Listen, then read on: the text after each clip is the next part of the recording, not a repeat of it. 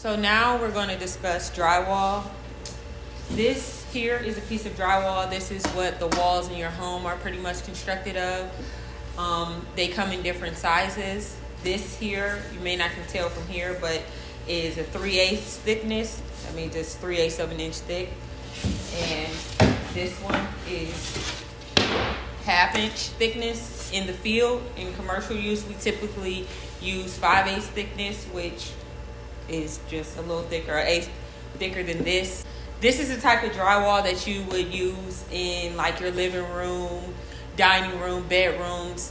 Then there's a purple board that you would use in like the bathroom, the shower area. It's a moisture resistant board. It has a wax emulsion in the drywall. That way the moisture doesn't get through and crumble. So the way you would put the drywall on is, well, first of all, let's talk about the framing. The way you would frame a wall, just very basic. You have your track at the bottom, and this is considered wood framing. There's two different types of framings. There's wood framing and there's metal stud framing. This is wood framing. You would take your bottom piece of track, and here's your stud. You would put your stud in your track and then nail it through here. Once you flip it up, it will go like this. And typically the spacing in the field is 16 inches on center. So you would have a stud, which that's what this is, every 16 inches. So you have one right here and then 16 inches apart. And once you have it framed, that's when you would take your piece of drywall, hold it about 3/8 up from the bottom. You don't want it to sit on the ground. And you would nail it everywhere that the studs are. And that would form your wall.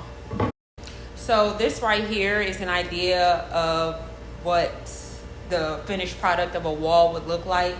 You have your drywall, and you can't really see it, but the studs are 16 inches on center, and this is pretty much what a wall in your bedroom, dining room, living room is constructed of. So in our home, we have TVs, pictures, shelving, things of that nature. Ideally, we would like to hang those items in the stud or in a piece of backing, and backing is an extra support that goes in between the stud. So with a finished wall, you obviously cannot tell where the studs are. So you would use what's called a stud finder. Here's an example of one. You can find this in your local hardware store. I personally like to use what's called an earth magnet. You can find these online. It's a personal preference. I think that the earth magnets are stronger. And the way you would find a stud is you would take your stud finder or your earth magnet, and you would run it along until your magnet magnetizes to the stud. So, like for example, this one just magnetized here. So this is where my stud is. And the way you'll know you hit a stud is when you run it along the wall and it stays magnetized the whole time. There are some times where you can run it and you hit a screw, and you'll know when it's not a stud because there'll be white space. So, for example, here on my layout, there's no stud. So when whatever you're hanging does not fall on the layout of a stud, like what we have here, you have to use which is called a molly, which is an anchor for extra support. Mollies also vary in size depending on the weight of whatever it is you're hanging. For example, this holds up to 57 pounds in 1/2 inch drywall. So today we will be hanging a towel bar, which is something you have in your bathroom. Hold your rags, your hand towels, whatever is on your towel bar. We have the bar. We have the side bracket that will hold the bar. We have the mounting bracket that will hold the side brackets. We also have our molly, and we have a screw. So whenever you're hanging anything, you want it to be centered and you want it to be level. So before we get started, I've already laid out where I want my towel bar to go. The way I got my measurements was I measured the full length of this wall and I made my center mark. And then from there, I measured the length of the towel bar. So for example, this bar is 18 inches. So for my center mark, I went 9 inches on each side. And as you can see, my bar fits perfectly within my marks. That's how I know where to put my mounting brackets. And let's get started. So here I'm marking there's two holes for the mounting brackets for where the screws go. So at this point I'm marking the two holes. That way I know where to drill the hole for my molly.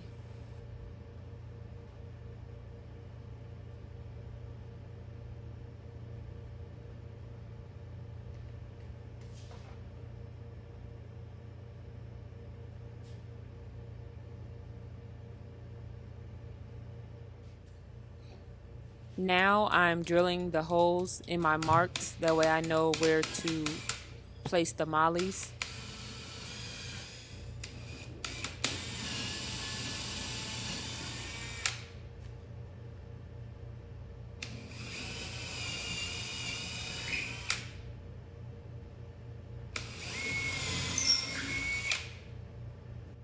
This is a molly. I have 4 of them and I'm going to place them in the hole. When you put the mollies in the hole should be a little tight. You may need to use a hammer or whatever is close to put them in.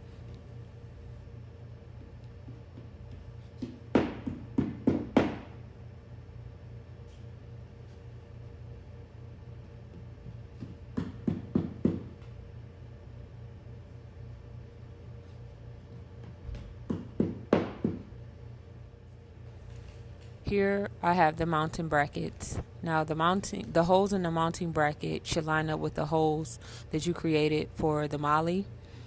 You're going to take a screw and get the screw started so it can stay up there. And you can either use a screwdriver, which is what I'm using here, or you can also use an impact, which will definitely speed up the process. It's important that when you're screwing these in that the mounting bracket stays even, because if you screw it in crooked, it will definitely show in the towel rack or whatever it is you're hanging.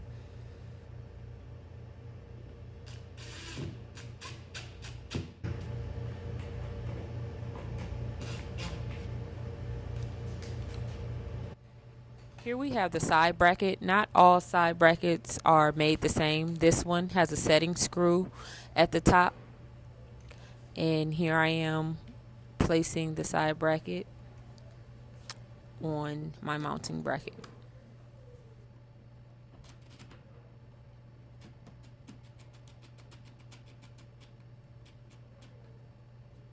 And here we have the bar followed by the other side bracket.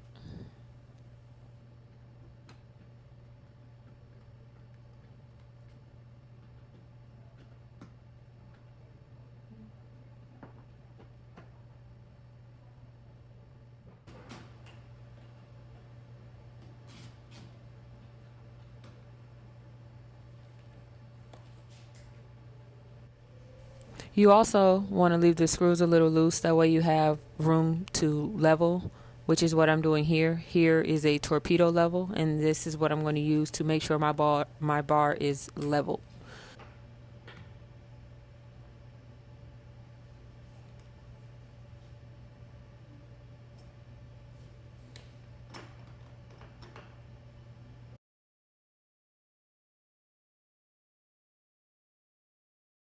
So now it's time to move, or you decided to put up a new fixture and you have holes in the wall. Well, that's not going to look good. So in this case, you would take some spackle and use a putty knife and cover these holes. But Perhaps something happened, something hit a wall, you know, like a hammer. And the hole's a little bigger than just some spackle. Now we are going to fill this hole with drywall. Here we have a hole in a wall, and I am getting the measurements. That way I can cut a new piece of drywall to patch it.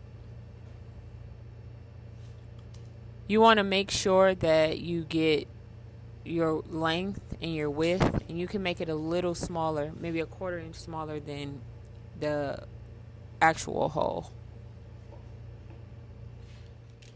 For this size hole, you can use a scrap piece of drywall. Doesn't have to be anything big.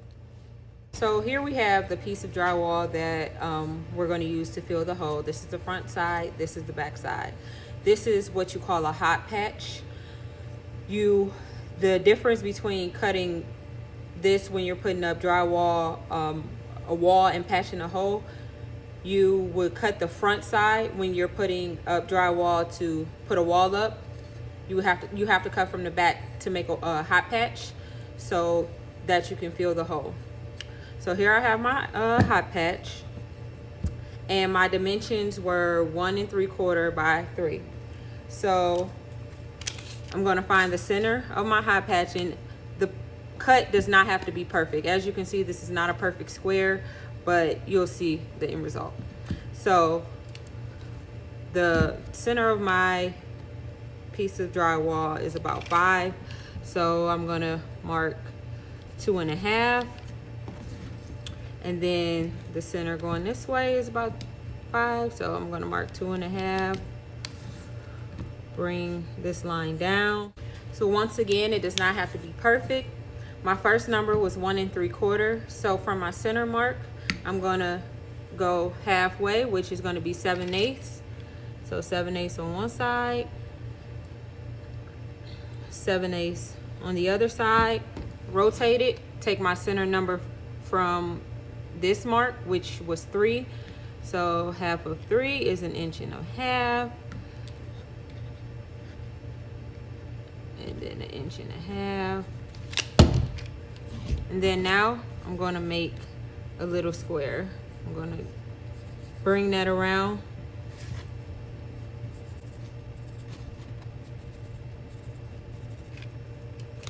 So once you have your square made out, it's time to cut it out.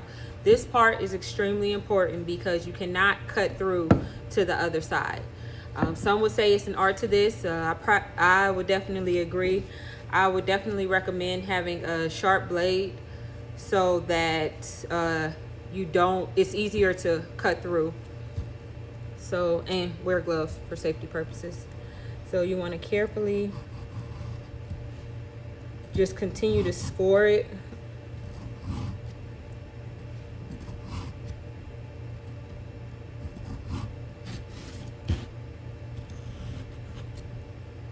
And once again, this does not have to be perfect.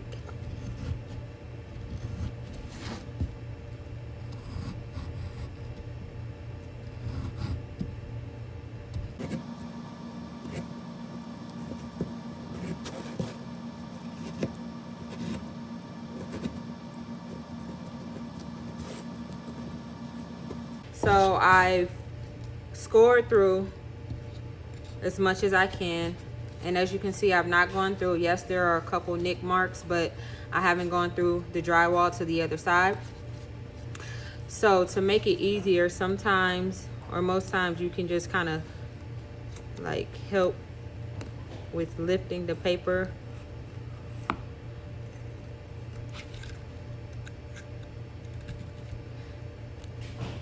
All the way around. And you want to ever so lightly put pressure to push it through. It's starting to go, but you don't want to rip the paper on the other side. So I'm pushing it through, and it's, as you can see, it might be hard to see, the paper is coming up. Ever so lightly, ever so lightly.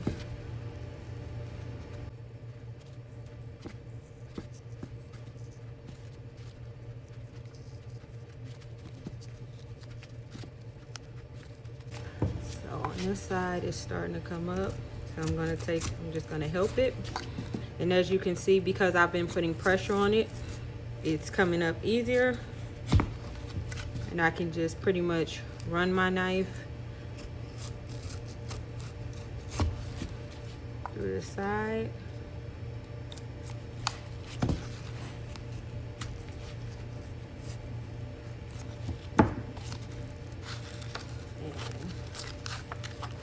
So you want it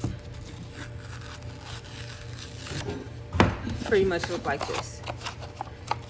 So here I have my dimensions and my cut, and I still have my full sheet. So now we have our hot patch. This was my cutout. That was 1 3/4 by 3. It's a little smaller than the hole. That way I'm not forcing it in. Make sure you get all the extra drywall. That way your piece fits perfectly into the hole. So now I'm going to put it into the hole. And now you can see it lays flat. I have my sides, and that's why it's important to keep the sides on there, because now we're going to put the spackle all along the sides. So now that we have our hole, it's time to spackle the hot patch. So you want to put your hot patch in there. It'll typically hold itself. Grab your spackle and your putty knife, and just a little bit to get started is enough. Get the edges.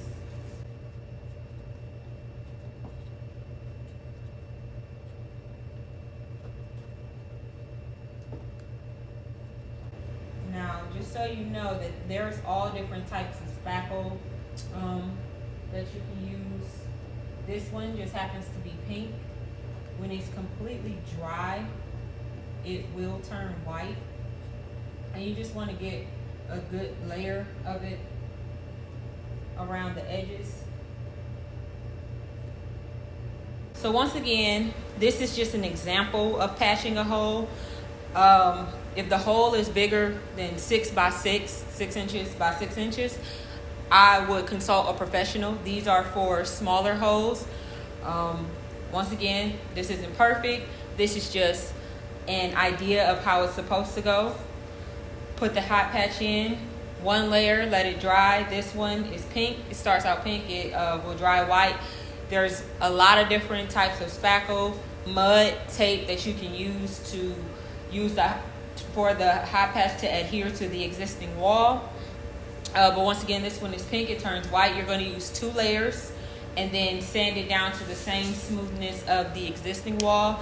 And from there, you can primer, paint, wallpaper, and hang your next fixture. But I want to reiterate again, I would not use a hot patch or do the hot patch method on anything bigger than 6 inches by 6 inches. At that point, I will consult a professional.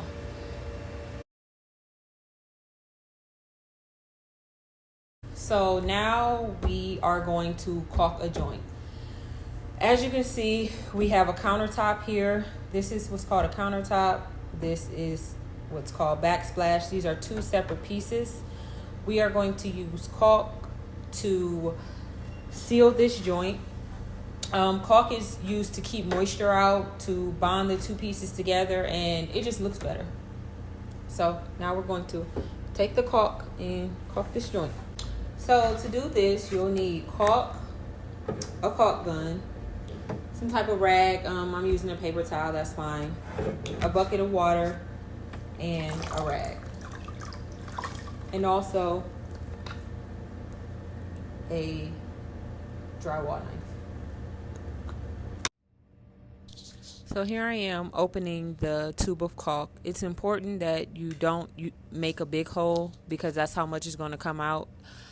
So be careful when cutting the tip. You would use a drywall knife to cut the tip. Insert it into the caulk gun. Typically on the sides of caulk guns, they have something to poke it with.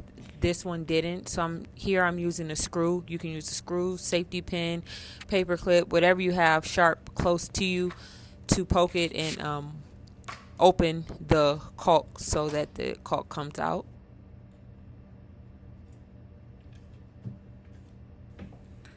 Now you want to slowly run the bead of caulk along the joint by squeezing the trigger of the caulk gun. Make sure you run it non-stop. That way you have one smooth bead of caulk running along the joint.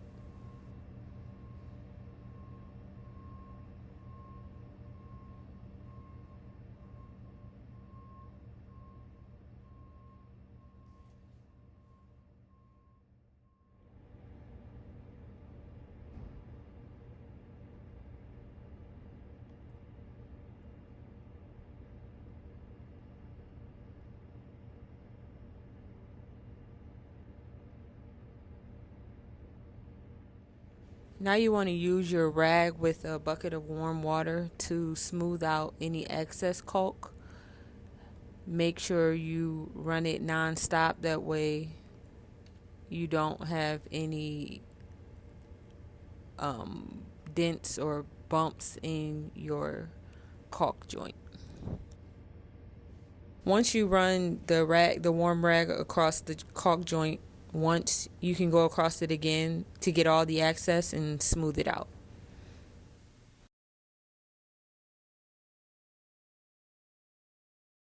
So if you could, should you find a stud, or can you use? Yes, that's the best thing to do, to find a stud to put it in, because you know that stud is sturdy and it's supporting the wall. So you know it'll support whatever, you're not about to put another wall on there. So you know it'll support whatever is hanging from it. However, you can't, that's when you get the mollies, according to the weight of whatever it is you're hanging. Now that's important as well. So like if you hang in a TV amount, and you know, like, so you take in account the weight of the mount, the TV. If you have a hanging stand that's going to have like your cable box, your DVD player or whatever, take into account all that weight as well. But that's where you pretty much want to put it into a stud. Stuff like that heavy, when you get to talking 100 pounds, they do have mollies for them. However, I wouldn't suggest using a little molly for that, but I mean, hey, the mollies do prove to be strong. I was just using some today, actually. I mean, I feel like toilet paper holders always come undone. Does anybody else have that? Like, I don't know, or like a hook? I don't know. All right. Well, and then so this hot patch, like where do you get a hot patch? Do you have to buy a big piece, or can you get little pieces? Now, if you go to the hardware store, they probably will sell like a huge piece of drywall. You want to try to get a scrap. That I don't really know where you can get one from. Me, I would just take one from the work site, because we throw everything away that's like less than 2 feet. Right. But yeah, you would get it off of a piece of drywall, like.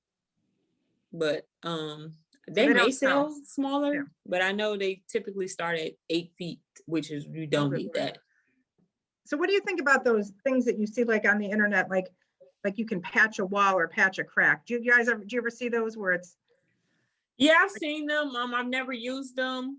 A crack, I mean, probably, it depends on the size. Like if it's something small, I probably would trust maybe the TV stuff. However, if you're talking something big, like I know some of the infomercials be reaching, like where they like, nah, you know, this ain't gonna work for this, you know? So, yeah, I would use your discretion on that one. If it's something simple, then yeah, but if it's a nice size hole and they talking about fill it with some glue and let it dry, I probably wouldn't go that far. Well, I really also, I appreciated you showing how walls are made, because, you know, it's not so scary when you know how they're made. I don't know, I appreciate that. So for our next video, next week, I'll be showing you guys, everybody should have a project that they work on and we can talk about it. But anyway, any other questions? All right. Well, I want to say, yeah, go ahead. I want to say thank you to Brian. You did a bomb job editing this video. Y'all, she was not lying when she said it was like 5 hours there. Like, first of all, I was nervous. Two, I'm like, what am I supposed to say? Like, I've never done this on video. Like, I just do it, you know? And Brian, and I think his name was Chris. I'm not sure of the other guy's name. Don't be mad at me. Oh, you got to write it. It's Chris. I'm here. Oh, okay, Chris, my boy. That was Yeah. the other guy that was there. They were so patient with me because I was so nervous. I was forgetting the words because listen, we got so many different names for a lot of stuff in the industry, and I'm trying to be professional. I'm like, okay. But it really did take 5 hours, and he narrowed it down to you did an excellent job, Brian, and I just want to give you your props. Thank you. I appreciate it. Now, I don't know that every future video is going to look as great as that. Listen, because I know it took time, especially doing it with iMovie, man. Right. I was just going to say that, and that just, you know, it was really important for us to have women, tradeswomen, you know, you might want to mute yourself. Oh. Tradeswomen. And so I really appreciate you because it's, you know, you took time from your vacation, and one of our barriers as a committee to find tradeswomen is that, you know, during the, you know, that you're working, if you do it during the work week, it's time you're not getting paid. So I'm just grateful you put time on your vacation. So that's no problem. And just to the people that's on here, I just want, like, if you have children, relatives, women that's kind of, or just like, or guys as well. I know this is the She Builds. If you have anybody that's like just trying to figure things out, just encourage them to try trade school. And I'm not just saying carpentry. It's so many different facets to the construction industry and just the trade industry in general. Like, I'm talking like anything from carpentry to meat cutting to just, it's so many different options. Like, college is not the only option.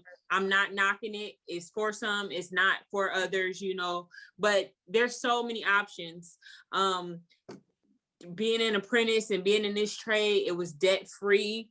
Like, right. I mean, and let's just be honest and transparent. I started making $12 and some change. Now I'm making over $30 an hour. This was in 4 years. Right. You know what I mean? I definitely, it wasn't easy. I'm not going to sit up here and say it was, but it was worth it. Like, I live a comfortable life. I mean, and not even to brag or anything like that, but like last week I was just in Hawaii. You know what I'm saying? I'm able to like, I live by myself. I'm able to pay my bills comfortably, that is. Don't get me, I'm a budget person. Don't be fooled. I definitely still go to Dollar Tree, Family Dollar, all that. Listen, you selling some stamps? Don't listen. Let me not get that real. But like, just it's so many different careers out here, you know. And like I said, college is not the only option. And encourage people to check it out. You know what I mean? Like, give it a try. There's women that I know that tried it and it was like they didn't like it, and that's fine, but at least you tried it.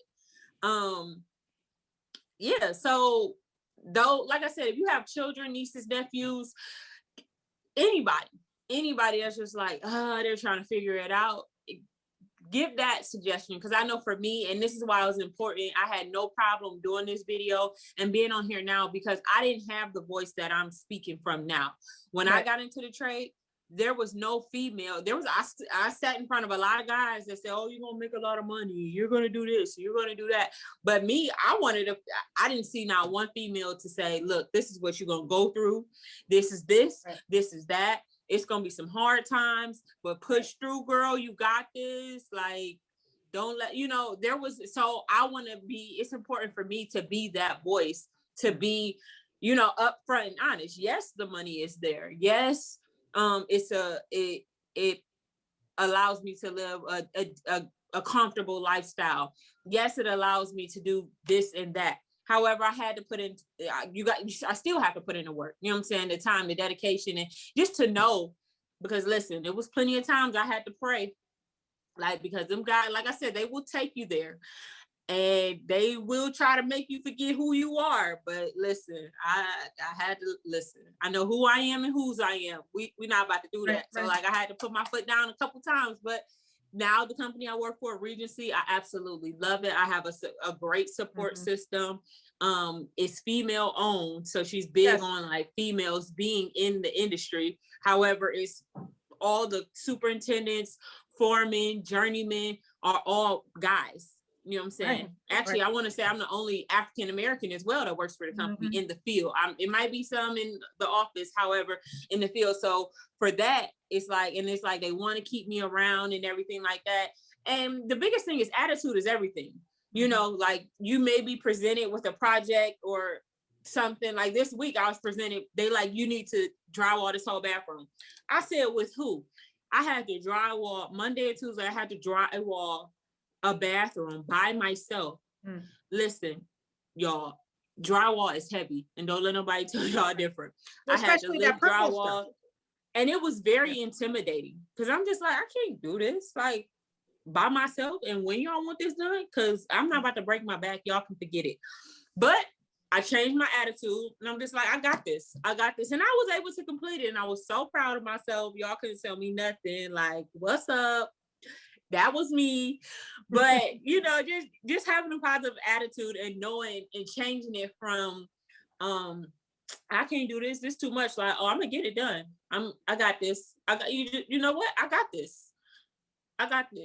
Well, and I think, you know, I mentioned earlier that we had like a committee that worked on this whole program, and you know, I think we really when we looked at who to share their story and leaders, because I consider you a leader. I mean, you're a leader in this field, and I think you're a great example for, you know, women of color and women in general. And I appreciate you know, that. Thank you. yeah, you really are. I mean, and so, you know, who knows, next year maybe we'll be you know, we talked a lot about talking with young women and their career choices, and you know, I would love to. yeah. Okay, so the next I know it's getting up on 3 o'clock, so yeah. O'Brien wants to say something. Lauren still found time to come in and finish recording the video after that Monday and Tuesday of hanging the drywall by herself. So thank you for that. So thank you, Brian, for your patience, because I know it probably wasn't easy. It's not, oh, there we go. Okay, so our projects, if anybody's interested, Brian will put in the chat link, or you can go on our website, which, you know, I know it wasn't maybe the easiest to find. Hopefully you can find your way to volunteering on June 5th at Access Shelter and CHC Addiction. We've got work scopes that are all outdoor, even though hopefully COVID's lightening up.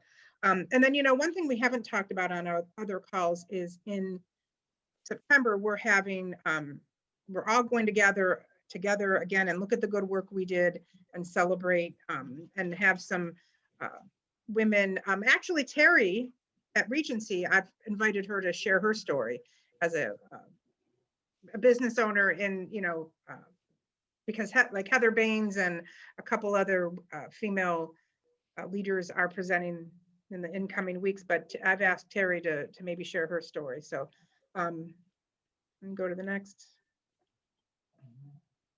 And then to acknowledge our, nope. I have a typo on here, I noticed, but so this is May 14th. So May 27th, excuse me, May 21st, we'll be talking about plumbing. And we have Carrie Ash, who is a woman who has done some renovations on her home and worked with contractors. And then we have the 28th, we'll be discussing electrical issues. And then June 5th, we'll have Claire, who's on our committee, talk about how to work with contractors, when to work with them, as well as Heather Baines sharing her story, and Chrissy Myers from AUI sharing her story of how she got to where she's at. And then I just wanted to thank our sponsors, AUI, Associated Underwriting Insurance. They took you know, all these sponsors that you see that took a chance on this program. We just see this growing in the future, but AUI is our first sponsor, Cleveland Foundation, Akron Community Foundation, and Rust Belt Reclamation. And Rust Belt is where we will have our celebration of sorts in September, showcasing all the work that will have been completed in June. So thank you all. Any questions before we sign off? No questions, but I just want to say thank you, Lauren, for your time, Yeah. for your passion, for your authenticity, for just representing women, especially African Americans, and showing them what it is to be a successful female in a male-dominated field. Mhm. Thank you for that. I appreciate it. And I see all the comments in the box. I appreciate it. Thank you so much. I just want to be as real and transparent as I can, and just tell my honest experience in the past and thus far. And I just thank you all for your time, for being on here.